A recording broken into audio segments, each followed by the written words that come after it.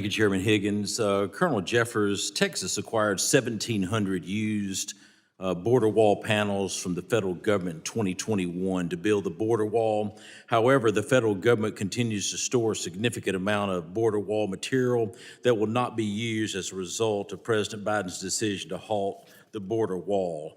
Have any state governments contacted the Corps to express interest in acquiring the unused border wall material? Representative, thank you for the question. I cannot answer whether any other states have reached out to us specifically. As I mentioned earlier, the disposition process is managed by the Defense Logistic Agency, so once we receive disposition instructions, DLA would be the ones that would manage that coordination on the DoD-specific contracts. Thank you. I know earlier you mentioned that you're paying about $160,000 per month to store some 20,822 panels. With this in mind, I know that I've received information from the DoD that says that $130,000 a day or $47 million annually is being spent to store material and wall panels.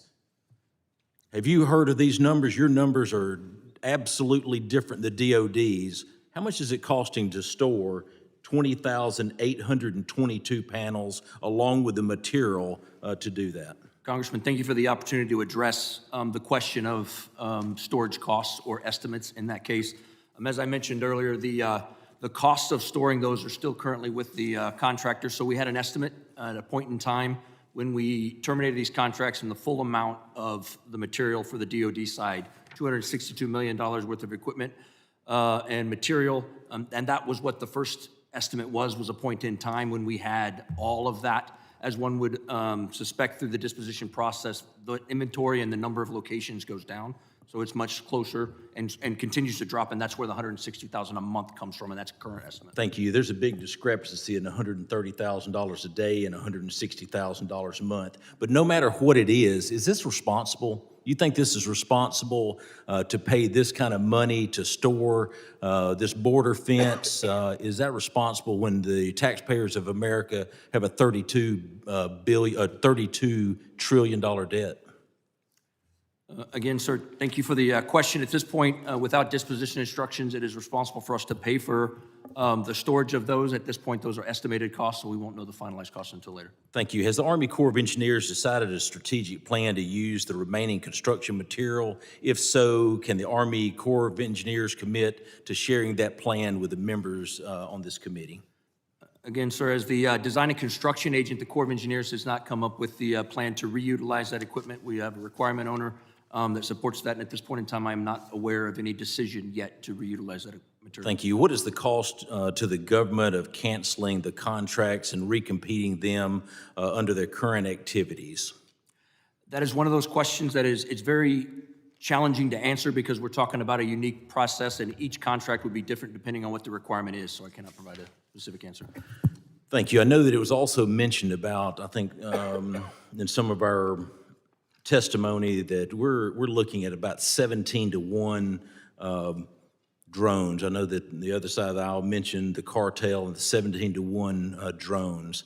I can tell you this, my hometown of Huntsville, Alabama could neutralize this in a matter of days. In a matter of days, they could neutralize these drones that are flying in U.S. airspace, and I commit to both sides of this aisle, let's get to work.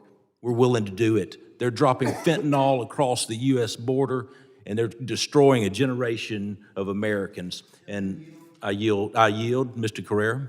Thank you, sir. And I think you might have heard my statement that we actually have a firm in my district that's actually working to implement that technology. And should they win a contract with Homeland Security, they'll be implementing that technology. Well, I can tell you I witnessed it firsthand with SAIC and multiple companies in Huntsville, Alabama, and I'll promise you this right here. It's a cost-effective way to neutralize it. We can jam them, we can drop them, whichever way it is, but it's unacceptable to have drones coming into U.S. airspace, dropping fentanyl to destroy the children of our country. And I will tell you this right here, I'll work with anybody. I'll work with the president. I'll work with Democrats. I'll work with Republicans, because it's time to address it. They're fixed to destroy a generation of our children. And Mr. Strong, I welcome you to my districts and take a tour of this contract. It's doing a great job, and concur with you to stop these drones wherever possible. Thank you. Thank you, and I yield back.